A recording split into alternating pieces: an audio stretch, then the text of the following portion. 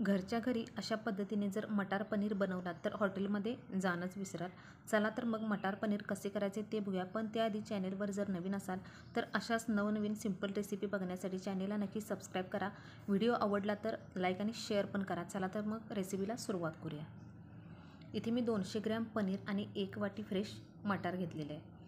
आता सुरुवातीला कढईमध्ये थोडं तेल घालून घ्यायचं आणि हे पनीरचे तुकडे तेल थोडंसं गरम झालं की यामध्ये एक एक घालून 1-2 मिनिट फक्त याला परतून घ्यायचं। जास्त पण कुक नाही करायचं, फक्त 1 ते 2 मिनिट फक्त याला थोडासा ब्राऊन कलर येईपर्यंत थोडंसं भाजून घ्यायचं। त्यानंतर हे भाजत आलं की याला साईडला काढून घ्यायचं आणि याच आता राहिलेल्या तेलामध्ये मी 1-2 मोठे कांदे मोठे मोठे चिरून घेतलेले आहेत। ते 1 मिनिटभर याला फक्त असं थोडंसं परतून घ्यायचं। आता यामध्ये लसूण आणि आलं घालायचं आणि 1 मिरची घालून ते देखील थोडंसं परतून घ्यायचं। इथं आपल्याला कांदा भाजायचा नाही, फक्त थोडासा परतून घ्यायचा आहे। त्यानंतर इथं मी 1 मोठा टोमॅटो वापरलेला आहे। टोमॅटो देखील मी मोठा मोठा तुकडे करून घेतलेले आहेत आणि टोमॅटो लवकर शिजावा म्हणून यामध्ये थोडंसं मीठ घालायचं, म्हणजे टोमॅटो लवकर शिजतो।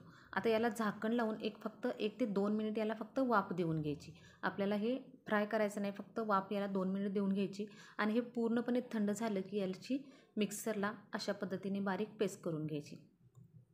आता दुसऱ्या एका कढईमध्ये तेल गरम करायला ठेवायचे। तेल गरम झाले की यामध्ये जिरे आणि तिखट घालून घ्यायचं। तिखट तेलामध्ये घातलं की याला कलर खूप छान येतो।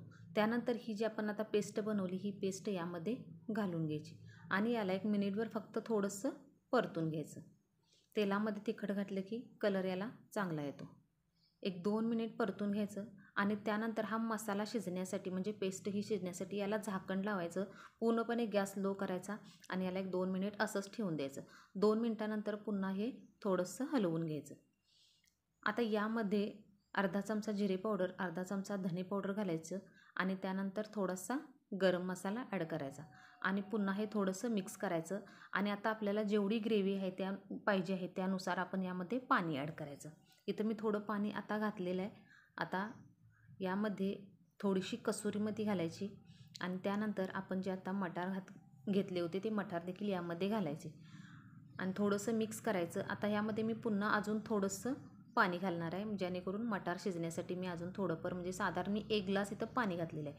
आता झाकण लावायचं आणि पूर्णपणे लो गॅसवर याला 6 ते 7 मिनिट शिजवून घ्यायचं।